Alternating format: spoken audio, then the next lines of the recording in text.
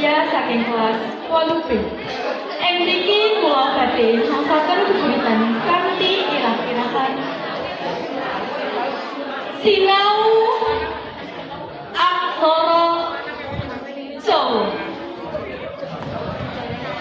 Dening Hidrat Moko Andri Tamko. Wingi kalika bubaran sekolah, Pak Guru ngendhek lakuku. Ngendikane aku kudu sregep sinau. Laden nulis lan maca aksara Jawa. Kanggo ngadepi sayembara. Waduh, mimpi apa aku mau didhawuhi nyinangi materi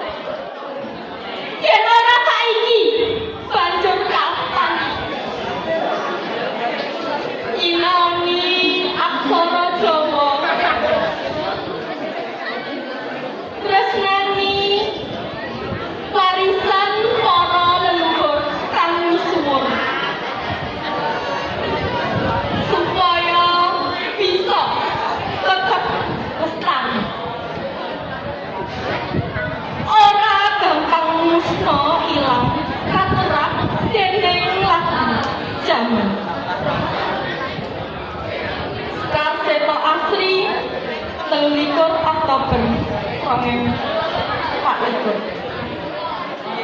Kapetrek saka buku 45 cm Antologi Geguritan kanggo bocah Dinas Kebudayaan DIY Juni 2020.